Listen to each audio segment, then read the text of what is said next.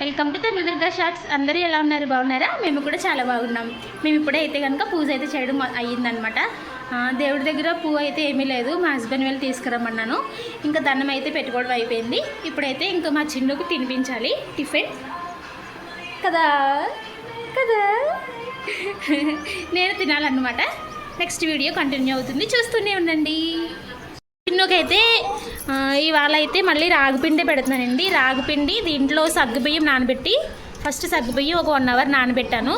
అవి ఉడికిన తర్వాత ఇలాగ రాగిపిండి ఒక గిన్నెలో కలుపుకొని వేసిన తర్వాత కొంచెం బెల్లం అయితే వేసి కొంచెం జావలా చేశారనమాట. మా అత్తయ్య ఇవాళ కొంచెం నాకు హెల్ప్ చేసేసారు.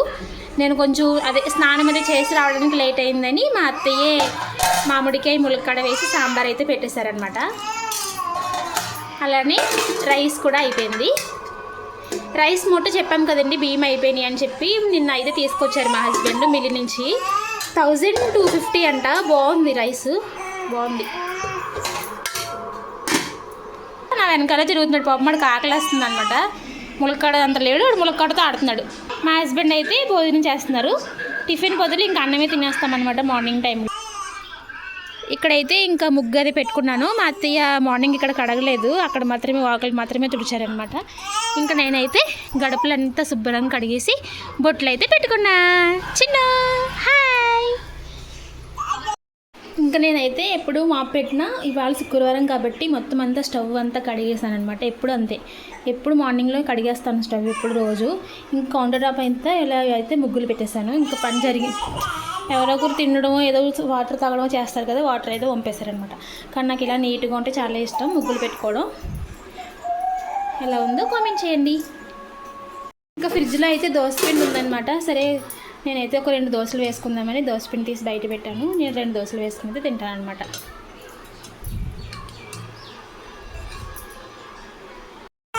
ఫస్ట్ చిన్నగా అయితే టిఫిన్ పెట్టేస్తానండి, తర్వాత నేనైతే తింటాను.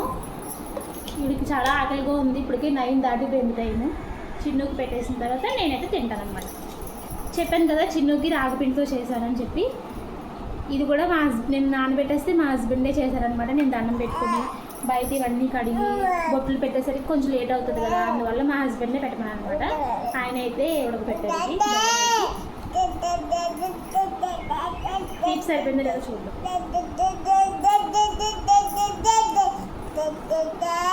పర్వాలేదు, మీడియంగా ఉంది, ఇలా ఉంటే చాలు. తిన్నా ఏంటి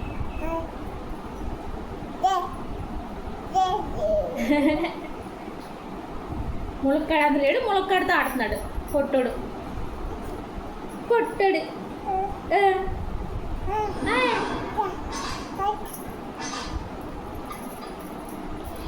నిన్నైతే చిన్నుకి ఏం పెట్టాను, మత్తయ్య రాగి సంగటి చేస్తున్నారని చెప్పాను కదా, అది చేశారనమాట. దాంట్లో పెరిగేసి కలిపి పెట్టినమాట, తిన్నాడు సగం.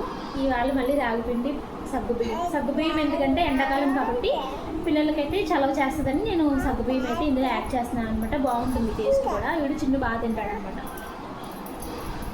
ఇది టమ్మీ ఫుల్గా కూడా ఉంటుంది కాబట్టి కొంచెం ఆడతారు తినేసి. మీ ఇంట్లో కూడా ఏదైనా చిన్నపిల్లలు ఉంటే ఇలా ట్రై చేయండి. ట్రై చేసి రెసిపీ ఎలా ఉందో నాకు కంపల్సరీగా కామెంట్లో అయితే చెప్పండి ఎలా ఉందో.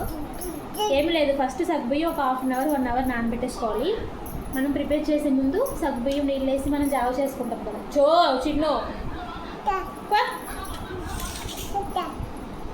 జావ చేసుకుంటాం కదా, అలానే నీళ్ళు వేసి ఉడకబెడుతున్నప్పుడు అది ఉడికిందనగా రాగిపిండి ఒక 2 స్పూన్లు రాగిపిండి ఒక గిన్నెలో నీళ్ళు వేసి కలుపుకొని దాంట్లో వేసేసి కలిపేయడమే. లాస్ట్లో ఫైనల్గా ఉడుకుతున్న టైంలో బెల్లం వేసుకోవాలి. ఎక్కువ కాదు, మీడియంగా, మరీ ఎక్కువ బెల్లం వేసుకోవాలి కూడా. చల్లారిన తర్వాత పేపర్స్కి తినిపించుకోవడమే. మర్చిపోయింది, లైట్గా కొంచెం ఉప్పు కూడా వేయండి, మరి చెప్పకుండా వాళ్ళు తినలేరు కదా. అది ఉప్పు మీ ఆప్షనలే.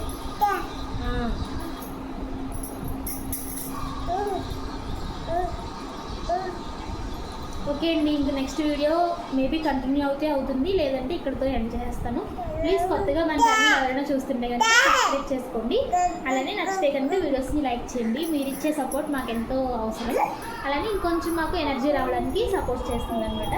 ప్లీజ్ కంపల్సరీగా మా ఛానల్ని సబ్స్క్రైబ్ చేసుకొని వీడియోస్ నచ్చితే కనుక లైక్ చేయండి. మరొక వీడియోతో కలుద్దాం.